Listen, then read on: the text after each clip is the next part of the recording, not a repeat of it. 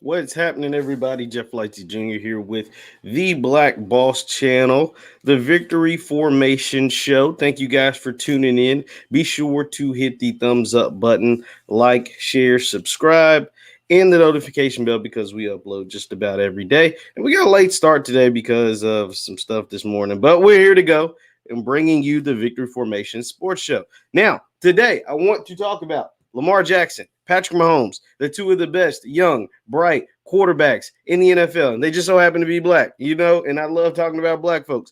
And just to show you some numbers that may actually surprise you about these guys' game. Now, we know Lamar Jackson gets a lot of heat, right? Like Lamar Jackson has accomplished more in his first 3 full years starting than most guys will ever accomplish in their NFL careers, right? Like, so that's why he in his play, the way he plays the game is just totally different than most we've ever seen before. I mean, we saw Vic kind of light it up this way, but nobody really plays the game like Lamar Jackson. Like nobody really takes into account how the man really is able to dominate this game and how he has won an MVP, how he was taking the last pick in the first round, and he's literally better than probably all of those guys taken before him, right? Like the only one that's comparable is Josh Allen, and people are hyping up Josh Allen, but he's only done it for 1 year. Lamar has at least done it for 2 and has actually won a league MVP and has actually won a playoff game and has actually, helped this team get a number 1 seed in the AFC. So like Lamar is tough, but I'm going to show you something that actually might surprise you about Lamar Jackson. And it was a graphic put up by CBS Sports yesterday, and it compares Lamar Jackson to Patrick Mahomes. Now, this is the graphic. I saw this, and I was just amazed by it because it was something that kind of shocked me. So we're looking at Lamar Jackson and Patrick Mahomes. And the numbers are a lot closer than you expect, is what the graphic says. It says since the 2019-2020 season. So it's 2019-2020. So the last 2 years, the records, Patrick Mahomes is 25-4. Lamar Jackson is 24-6. Similar winning records. Their touchdown to interception ratio. Patrick Mahomes has thrown 64 touchdowns and only 11 picks. Lamar has thrown 62 touchdowns and only 15 interceptions. Their completion percentage. Patrick Mahomes is throwing 66%.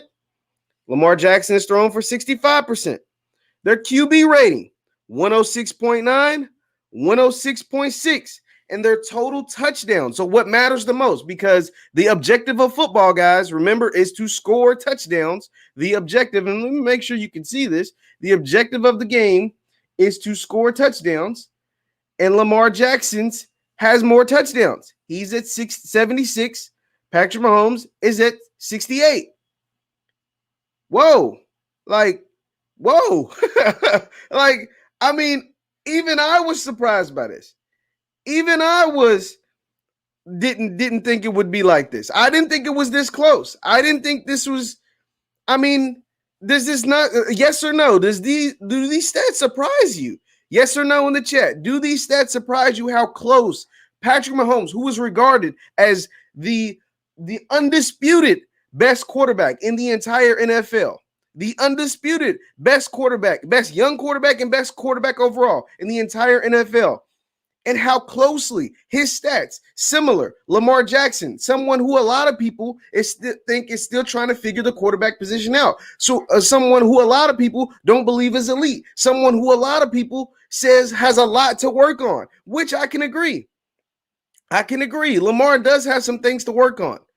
But if Patrick Mahomes is the undisputed best quarterback in the league, right? It's like Mahomes, you got Rodgers, you got Russell Wilson. There's not 2 or 3 quarterbacks that you would name over Patrick Mahomes. And Lamar Jackson has the exact same numbers, essentially. 25-4, 26-6, 24-6, 64-11, 62-15, 66 completion percentage, 65 completion percentage, 106.9, 106.6.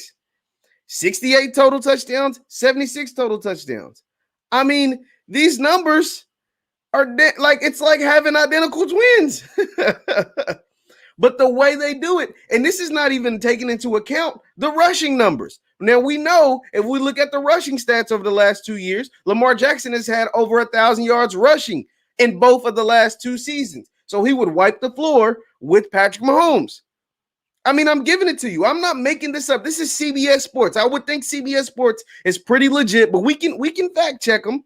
But CBS Sports is a pretty credible source. It's not like it's your favorite blogger. It's not even like I'm just giving you the numbers right out the top. These numbers are from a legit source. So how is it that, I'm going to bring it back to me, how is it that we don't consider Lamar Jackson an elite player? Why don't we consider Lamar Jackson the cream of the crop? Why is it that Lamar Jackson gets a lot of flack as opposed to someone like Patrick Mahomes? When Patrick Mahomes goes out and plays bad in the Super Bowl, we'll say that it was the offensive line. If Lamar Jackson goes out in the playoffs and plays bad, we'll say it's Lamar Jackson's fault. Now, I'm going to read some of shout out to Kevin Campbell. I've known Kevin since I was a small child. Kevin says Lamar the GOAT. Let him get a wide receiver number one and offensive coordinator that trusts his ability more, and he's going to go off even more. And I agree with Kevin because Lamar Jackson, one thing that Patrick Mahomes has, and he's accumulated similar numbers to Lamar, right? Like we just looked at it.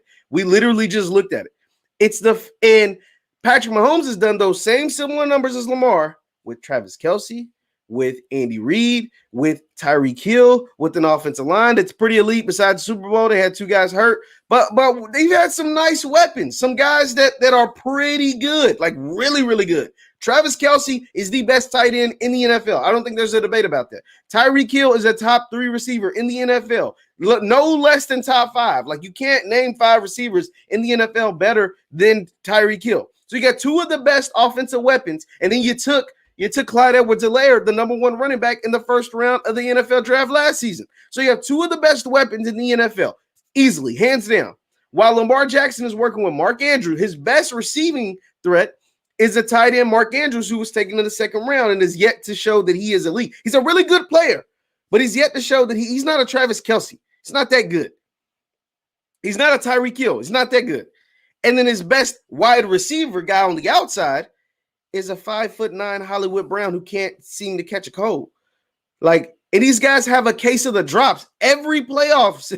Like every time the Ravens go to the playoffs, it seems like either Andrews or Willie Snead or Marquise Brown, all these guys seem to get the case of the drops.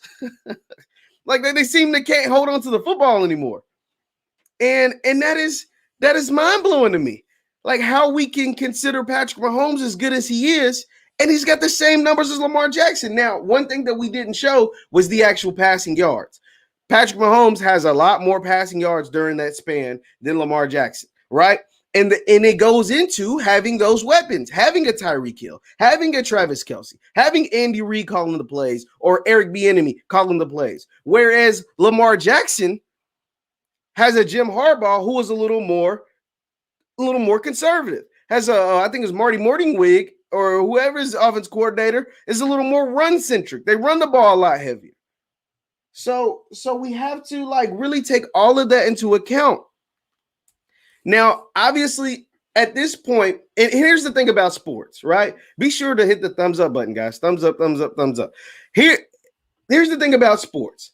When you're playing sports and you're at a certain level, when you're at the level of a Lamar Jackson, when you're at the level of a Patrick Mahomes, and you're at the level of like a Russell Wilson, especially at this stage in the NFL, we no longer care about Greg Roman. Greg Roman is the offensive coordinator. Shout out to My Name is Corey.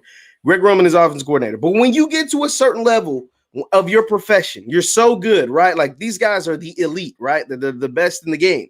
We no longer care about regular season stats. Like, unfortunately, whether right or wrong, we no longer care what you do in the regular season. We don't care as fans. It's like, okay, been there, done that, bought that t-shirt. We don't care about we don't care that you can go out and have the same numbers as the guy we say is the best quarterback in the league. Like, we don't care that y'all numbers are literally identical. Like I just showed it. They're literally identical. You could do a blind resume and you couldn't tell me whose was whose from the numbers we just shown. Honestly, you probably would have thought Patrick Mahomes' stuff was Lamar Jackson because he had more touchdowns. He had a nice amount, I think it's 7, 8, 9 more touchdowns. So we can't really do that. But when you reach this level, we care about your success in the postseason. And Lamar has yet to have real postseason success. He's 1-3, 1-3 in playoff games, 1-2 in playoff games. So in 3 career playoff games, he's lost 2 of them. He's only won 1. Whereas Patrick Mahomes, on the other hand, with those same weapons that I talk about, with that same coaching staff that I talk about, has endured a level of success that's unmatched. Besides like Brady, right? Like the only person that's had more success in the playoffs the last 3 years than Patrick Mahomes is Tom Brady. Patrick Mahomes has won a Super Bowl. He's been to another one, lost another one, and been to in his first year, went to the AFC Championship game. It's unmatched during this 3-year span. During the same 3-year span, nobody else has done that besides Sir Tom Brady. and that's it. So that's why Patrick Mahomes always gets the edge over Lamar Jackson, is simply because he has that playoff success. That lack of playoff success is now going to follow Lamar Jackson. You want to know why? Because he was never supposed to be this good. When you're this good and you're not supposed to be, instead of just hyping you up and praising you and be like, man, you were the 5th quarterback taken in this draft and you're the best. You were the 5th quarterback taken in Lamar Jackson's draft. You had Baker Mayfield, Josh Allen, Josh Rosen, all these guys taken before Lamar Jackson. He was the 4th quarterback, the last pick of the 1st round. He was not supposed to be this good. And he damn sure wasn't supposed to be this good this fast, this early in his career. A lot of people thought he was a career backup or was going to be a gadget player or a project. I remember Colin Cowherd called him a project, not a prospect. The man won a Heisman, had the best seasons in Louisville football history. I know a lot of people don't watch ACC football, right? Like I know you're the big dogs unless you're Clemson or watching SEC. But this man was literally had the greatest stats and the greatest years in the history of ACC football. He was the best player in the history of ACC football. That includes Deshaun Watson, who was a top 12 pick. That includes Mitchell Trubisky, who was the number 2 overall pick. That includes Donovan McNabb, who was the number 3 overall pick. Like, this is how good this man was. He was the best in the conference ever. 2-time ACC Player of the Year, Heisman Trophy winner, Maxwell winner, Walter Camp Player of the Year winner. Like, this man was amazing. Literally made dudes look slow. The fastest man in college football made him look slow, made him look incompetent. And Louisville's program hasn't been the same since he left. Trust me, I know, I'm a Louisville fan. We have not been the same since that special talent left. And that's what happens to a lot of programs. Unless you get another one to replace them in college football, like you're Alabama or you're Clemson, you just have these special factories. When you get a player like Lamar and he leaves your college program, it's going to take you a while to get back. Ask Auburn. Auburn ain't been the same since Cam left. Ask Louisville. They ain't been the same since Lamar left. Ask a lot of these big-time programs. Virginia Tech's been really good. They ain't been as good since Vic left. Like, it's just the truth. And when you have a special talent in your building, especially when you don't get guys like that very often. Louisville gets a lot of good football players. They don't get Lamar Jacksons ever. They don't ever get those guys. That's like getting a Triple Crown winner in the horse racing industry. You don't come across those guys too often. And they had them a thoroughbred, a Triple Crown winner. And he's winning. And guess all he's done in the league is literally put up the same stats as the undisputed best quarterback in the league. And he doesn't get the same praise. Why is that? Why is that?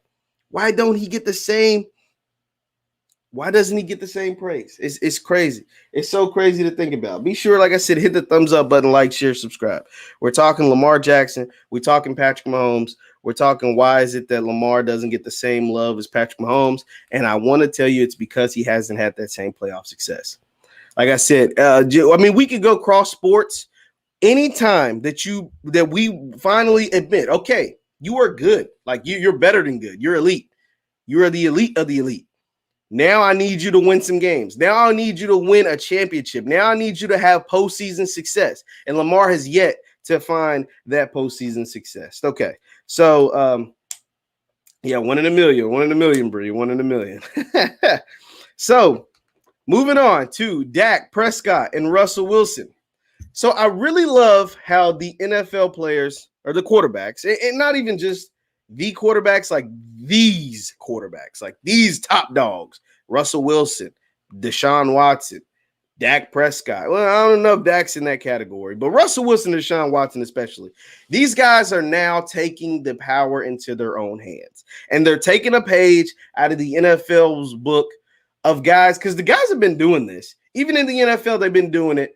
But quarterbacks really haven't done this to a great extent, not to the extent that we're seeing right now. And they're taking a page out of the NBA book because we see NBA players do this all the time, right? Like we credit LeBron James for player mobility because before him, you would see free agents signing with different teams, right, for money, but they wouldn't always take less money to sign with a team to try to win a championship. And now we're starting to see that in the NFL. If the quarterbacks, especially the elite quarterbacks, aren't getting what they want, they're voicing their opinion, they're making their opinion known, and they want to make it happen. Like, hey, you guys don't respect me, I'm going to put myself out there. And we're kind of seeing that with Russell Wilson.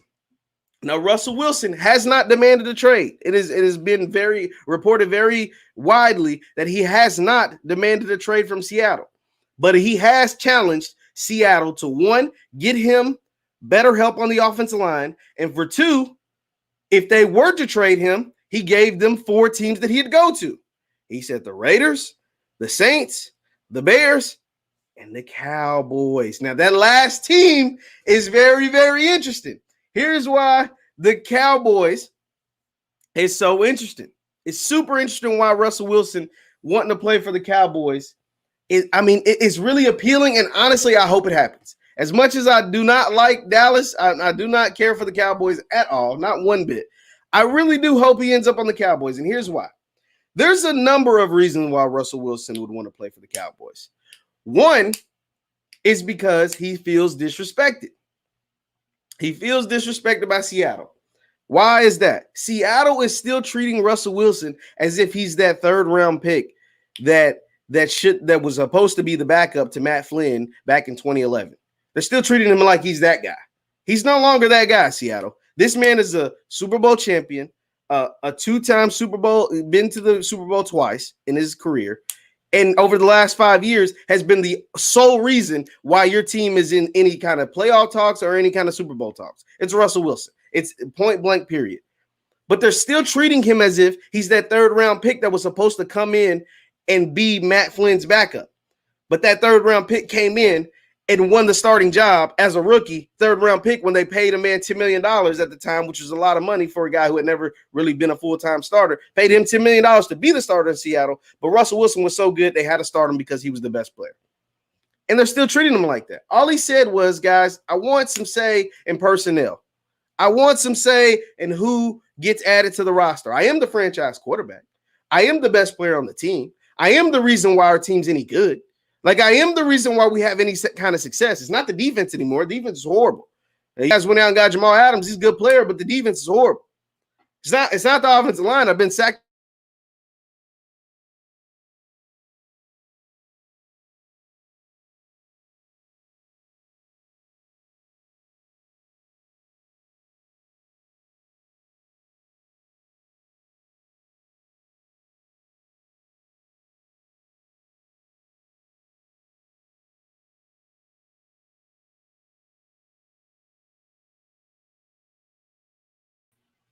Yeah. So, we had some Wi-Fi issues.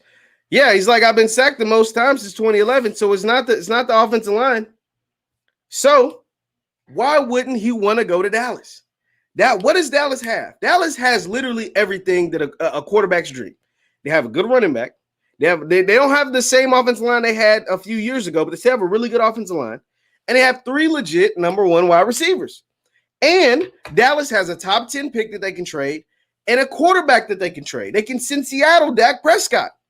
And you can swap Dak for Russ. And if that is a play Jerry Jones can make, I'm sure he is going to try to make it. Jerry Jones is a deal maker. Jerry Jones is someone who makes deals, who tries to improve his team. You would think would try to improve his team, and more than anything, wants to improve the notoriety of his team. He wants to let everybody know that this guy's a Dallas Cowboy. And Russell would love to be in a major city like Dallas. Russell is married to an entertainer. He is married to Sierra. He is married to someone who would like to be seen by more lights than what's in Seattle.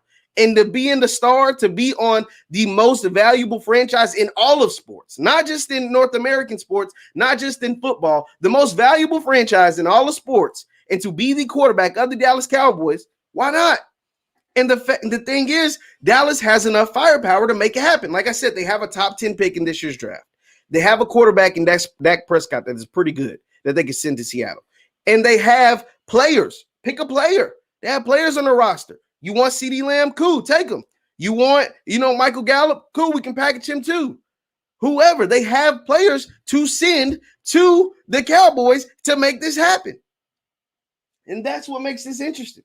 Now, personally, I would love to see Russ on another team that he named, and that's the Las Vegas Raiders. Why do the Vegas Raiders make sense? Once again, an entertainment capital. His wife is an entertainer. His wife still performs shows once COVID's over. His wife still makes albums. Like his wife, Sierra, still wants to be in an entertainment capital. Las Vegas is an entertainment capital.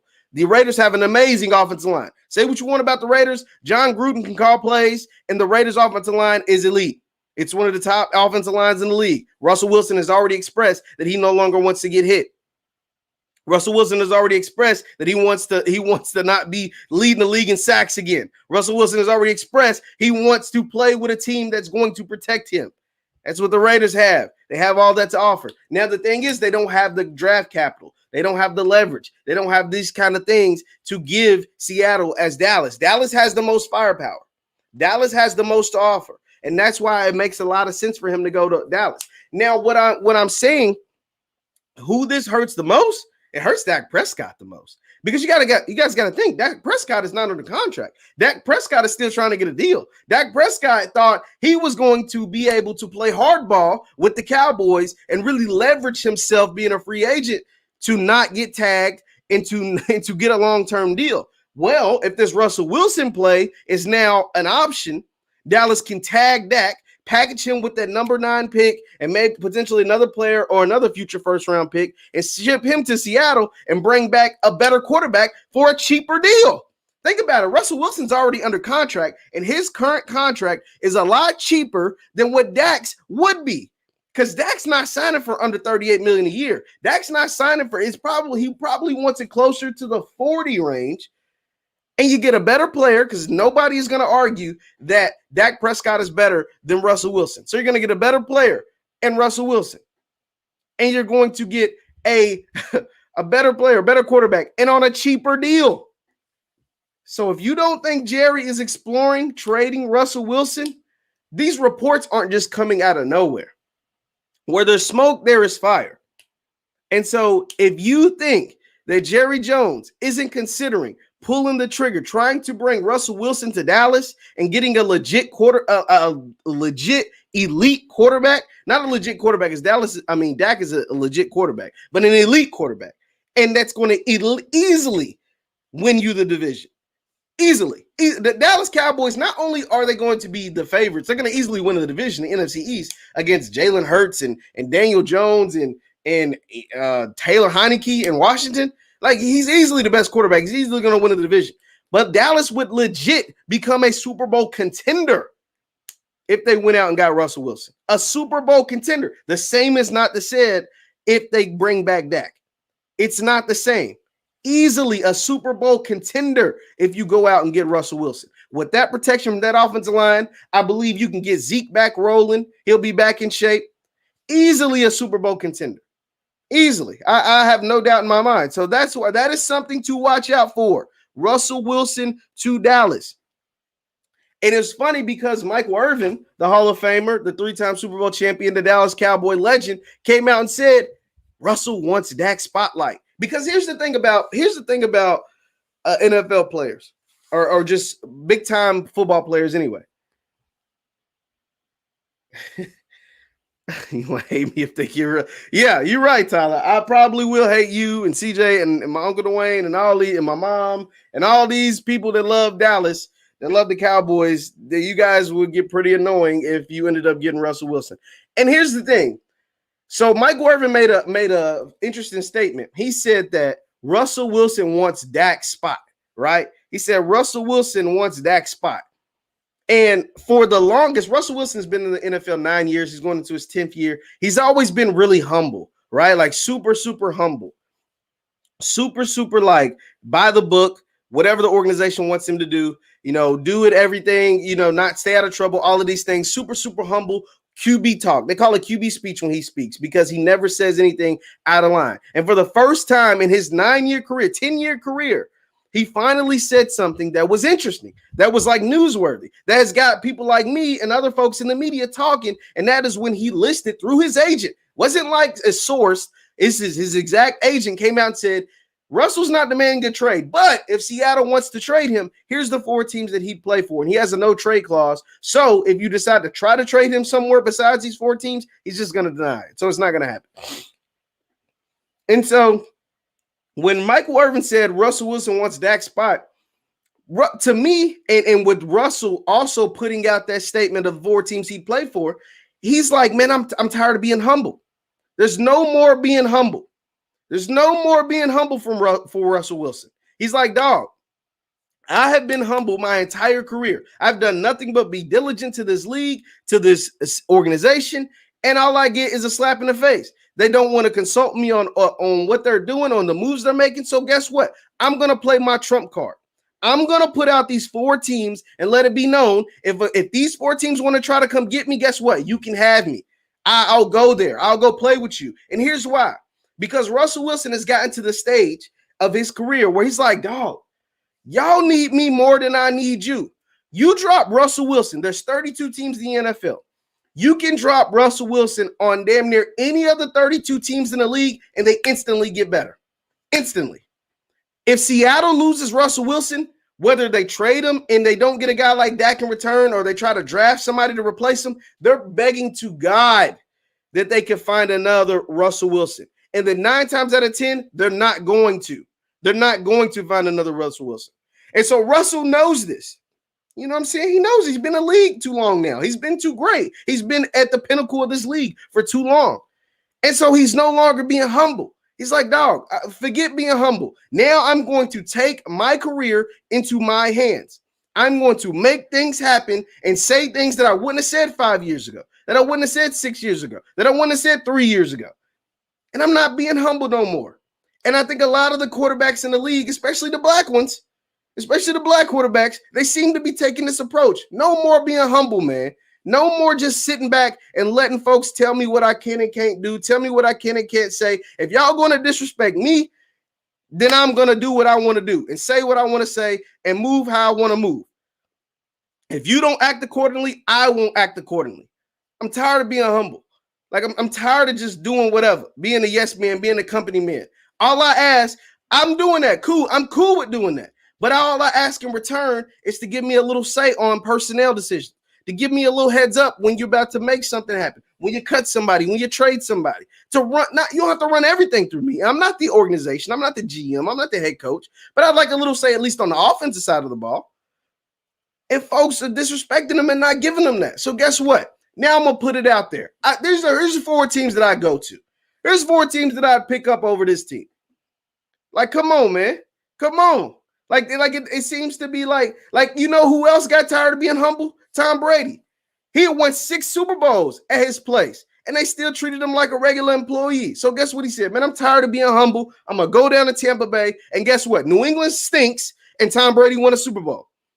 These teams really need these quarterbacks more than the quarterbacks need the teams. Because if you're an elite quarterback, 9 times out of 10, you can go to a different organization and still be elite. Tom Brady said, man, I'm tired of being humble. New England, I've won 6 Super Bowls here, and y'all still treating me like dog crap. Guess what? I'm going to move on to Tampa Bay and make it happen. And it almost happened in Green Bay with Aaron Rodgers. It's like, I'm tired of being humble. You dudes is disrespecting me. Drafting quarterbacks in the first round instead of getting me a receiver, instead of getting me an offensive lineman, instead of getting me a pass rusher. You're going to draft a damn quarterback in the first round? I'm tired of being humble. I'm going to go out and light it up on the league. And if you don't do what I say, then I'm trying to get out of here. And guess what? Green Bay tightened up real quick because Green Bay knows they ain't finding no Aaron Rodgers. They tightened up real quick. So Russell Wilson's like, man, I'm tired of being humble. It's time to make something happen. And so now, if Dallas, if you can come get me, come get me. Come make it happen. Because this team obviously don't respect what I'm doing. And the same thing, transitioning, the same thing is happening with Deshaun Watson. Deshaun Watson has been a stand-up guy, a model citizen, just everything. He's literally been everything the Texans could ask for, everything and more. He honestly is overachieved. He's overachieved because they took him with the 12th pick. The man was well worthy to be the number 1 overall pick. Number 2, because at the very minimum, number 2 behind Mahomes because they was in the same draft. And he's like, man, I've done everything to this organization. I've given it my all. All I asked was for some say in personnel decisions, hiring of the GM, hiring to interview these coaches for a head coaching job. And y'all won't even do that. I'm tired of being humble. Get me out of here. And guess what? I'm willing to miss out on games if you're not going to move me. I'm willing to hold out if you're not going to move me. I'm willing to say, man, forget all of this if you're not going to move me. And I love it. He's watching former teammates link up. JJ Watt goes and signs with the Arizona Cardinals, get with DeAndre Hopkins again. And he's gonna really like watch that happen in Arizona and potentially watch them be one of the best teams in the NFC while he's stuck in Houston. Man, bump that. Get me up out of here. Get me up out of here. And guess what? Don't try to trade me to no garbage team because guess what? I have a no trade clause. I can interrupt anything that is being done. And the NFL players, and it's only a certain amount of NFL players that can do this. They're becoming elite when it comes to demanding what they want. And he says, you really think Russell Wilson wants to play with Zeke and Lamb? Absolutely. Absolutely. Russell Wilson would love to play in Dallas. One, it's the market. It's a metropolis. His brand can continue to grow. He can do more commercials. He can be more noticeable. He'll garner more notoriety by being in Dallas. Dallas is people don't understand this. The Dallas Cowboys are the number 1 organization in all of sports, the number 1 most valuable franchise in all of sports, not in North American sports, not in just the NBA and the NFL and the NHL and the MLB. That includes those soccer teams with the international stars with 50 million, 200 million, 300 million Instagram followers. Dallas is bigger than those teams, the teams that they play for. Ronaldo has like 300 million Instagram followers. Messi has like 250 million Instagram followers. And the team in Dallas, Texas costs more or is worth more than those teams that they play for. Yeah, so that's how big Dallas is. And that's how cool it would be to see Russell Wilson play for a team. And the NFL would love it. Like to have Dallas, their most valuable franchise, back in playoff contention, back in Super Bowl contention, first time in almost 30 years, first time in 25, 26 years. They would love it. The NFL would be marketing the hell out of that. That is something they will be pushing upon its fans like crazy. They already got the most fans in the country, as crazy as they are, as insane as they are. They really think the team's going to win a Super Bowl every year, but they would legit be a Super Bowl contender with Russell Wilson. So, man. But the NFL players are now becoming, certain NFL players, especially the quarterbacks, are becoming the superstars and really showing their leverage, showing their hand. Look, man, Russell Wilson, Deshaun Watson, if you don't respect me, cool. Don't respect me. Get me up out of here then. If you don't want to hear what I got to say, cool. I will put out a list via my agent of teams that I believe will respect me and will have to hear what I got to say. And that's beautiful. The danger behind that is that the NFL isn't like the NBA. The NFL owners don't like to give their players this much power. The NFL is a league that will create rules to try to prevent this from happening. That's the scary part. That is the scary part. The NFL will try to create certain rules to prevent guys like Russell Wilson putting out names of teams that they want to play for. Or guys like Dak Prescott, guys like, what's the man's name? Deshaun Watson, from demanding trades and holding out games. There's only so much you can do, but that is what the NFL's like. And they don't like their guys, bucking the system. They don't like that. That ain't their style. NBA, hey, it's a free-for-all. It is what it is. But the NFL does not like guys bucking the system. Be sure to hit the thumbs up button, like, share, subscribe. And so I'm going to circle back to my original topic, and then we'll get out of here, guys. Lamar Jackson versus Patrick Mahomes.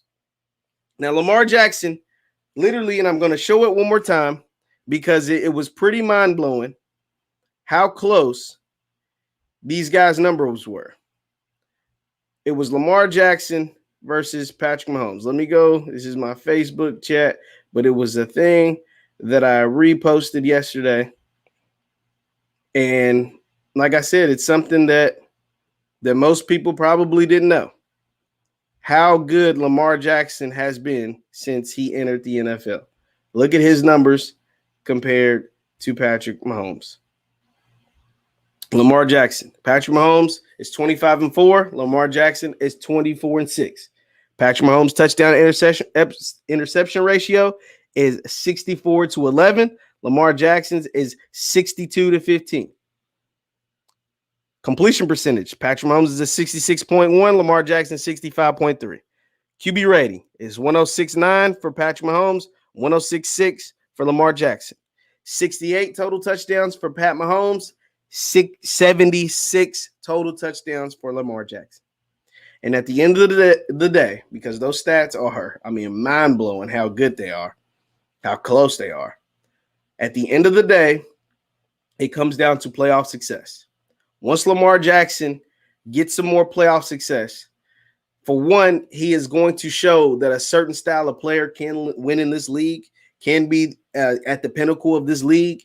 And for two, it's just going to be something that GMs, coaches, executives around the league are going to have to admit that, man, this dude is just special, and that we were wrong, and that now we have to continue to find guys that all they care about is winning, like a Lamar Jackson. No matter how they play, we have to shape our offense and our team around him, get them some weapons, because Patrick Mahomes, during that same span, him and Lamar Jackson have similar numbers and drastically different weapons. Pat Mahomes has got Tyreek Hill. He's got Travis Kelce. Lamar Jackson's got Mark Andrews and Hollywood Brown. It's not the same. We are not the same at all. But, that they're held to the same standard. And that, to me, that just isn't fair. And I really just can't wait till Lamar finds that postseason success. So there's no more excuses and there's no more reasons not to put him as one of the elite in the NFL. Once again, I'm Jeff Lighty Jr., guys. Thank you guys for tuning in. This is the Victor Formation Sports Show. Be sure to hit the thumbs up button, like, share, subscribe on your way out, and I'll see you guys next time.